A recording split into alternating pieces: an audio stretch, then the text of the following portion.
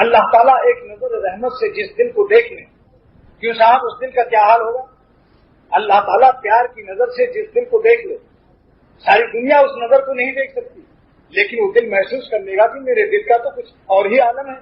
اور جس کے دل سے اللہ کی نظر رحمت ہٹ جائے کسی نالاکی سے، اس کی دل کی تباہی بھی اس سے پوچھ لو، وہی دل جانتا ہے. اف کتنا ہے تاریخ، اف کتنا ہے تاریخ گنہگار کا عالم. حضرت مولانا صاحب محمد احمد صاحب دامت برکاتہ کو اللہ جزائے خیر دے، انہوں نے گنہگاروں کی، نالائقوں کی، نفس کے غلاموں کی دنیا پیش کی ہے اور اللہ کے عاشقوں کی بھی دنیا پیش کی ہے.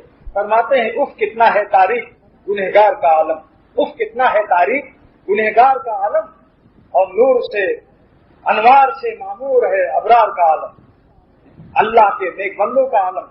کیا کہنا ہے؟ شاید کہتا ہے شاہوں کے سروں میں تاج گرا سے درد سا اکثر رہتا ہے، شاہوں کے سروں میں تاج گرا سے درد سا اکثر رہتا ہے، اور اہل صفا کے سینوں میں ایک نور کا دریا بہتا ہے. اللہ والوں کے سینوں میں اللہ کے قرب کا دریا بہ رہا ہے. بادشاہت اپنی جگہ ہوگی جہاں ہوگی. تو وہ شعر مجھے یہ یاد آیا، جس کے دل پر اللہ تعالیٰ کی نگاہ کرم، وہ دل بھی محسوس کر لیتا ہے.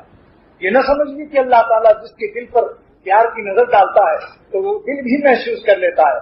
حضرت شاہ فضل الرحمان گنج مراد آبادی رحمۃ اللہ علیہ فرماتے ہیں کہ ریاست رامپور کا سرکاری ملا آیا، نواب کا نوکر، اور کہا حضور آپ کو نواب رامپور نے یاد کیا ہے اور آپ تشریف لے چلیں. تو 1 لاکھ نذرانہ پیش کرنے کو نواب صاحب نے آپ کو فرمایا ہے. حضرت اس وقت میں اللہ تعالیٰ کی محبت کی بات سنا رہے تھے. بخاری شریف کا درد فرمایا ہے ظالم سرکاری ملا، کاش تجھے اللہ عقل دیتا، میں اللہ تعالیٰ کی محبت کو بیان کر رہا ہوں، تو مجھے ریاست رامپور کے نواب کے 1 لاکھ روپے کی نذرانے کی بات کر رہا ہے. ارے 1 لاکھ روپے پر ڈال خاک، اور سن جو میں پیش کر رہا ہوں خالق افلاک کی بات. 1 لاکھ روپے پر ڈال تو خاک، اور میں خالق افلاک کی جو بات کر رہا ہوں اس کو سن. اس کے بعد شاہ صاحب نے جو شعر پڑھا ہے دوستوں قابل وزن ہے. ہم لوگ تو انگور کے کیڑے کی طرح انگور کے پتے کھا رہے ہیں. معرومی رحمۃ اللہ علیہ فرماتے ہیں جو دنیا کی کھانے پینے میں لگے ہیں اور اللہ تعالیٰ کی یاد سے غافل ہیں، ان کی مثال ایسی ہے جیسے انگور کا کیڑا انگور کا پھل کھانے جا رہا تھا، راستے میں ایک ہرا پتا نظر آیا، ظالم نادانی احمقانہ طور پر اس پتے کو سمجھ گیا کہ یہی ہے انگور، ساری زندگی اس کو کھاتا رہا، اسی پتے پر مر گیا، اسی ایک انگور کے پتے پر قبرستان اس کی بن گئی اس کا سب، اور آخر میں انگور سے محروم ہو گیا. اور جن لوگوں نے ان ہری پتوں کو نظر انداز کیا اور بڑھتے چلے گئے، انگور تک پہنچ گئے، انگور جب کھایا تو مست ہو گئے. جو لوگ دنیا میں غرق ہو کر انگور کے پتے میں رہ گئے، وہ دنیا اپنی ان کی برباد ہو چکی اور وہ زندگی بھی غارت ہو چکی. اور جنہوں نے دنیا سے دل نہیں لگایا، بازار سے گزرا ہوں خریدار نہیں ہوں، بازار سے تو گزرے بقدر ضرورت دنیا نے کمائی، لیکن دنیا کو مقصد نہیں بنایا اور سمجھ لیا کہ یہ مقصد میرا اللہ تعالیٰ کے قرب کا انگور کھانا ہے. ان ہرے پتوں پر نہیں مرنا، مگر ان سے گزرنا پڑے گا.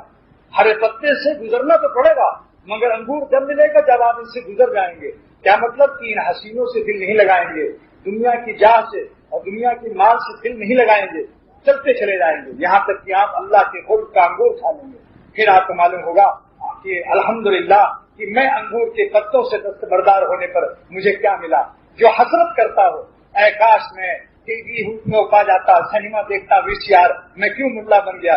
یہ ظالم وہ محروم جان ہے جس نے اللہ تعالیٰ کے قرب کا انگور نہیں کھایا، ورنہ جس دن اللہ تعالیٰ کے نام کی لذت پا جاتا یہ حسرت بھی نہ کرتا، کہتا الحمدللہ یہ مجھے مٹی کے کھلونوں سے اللہ تعالیٰ نے تحفظ عطا فرمایا.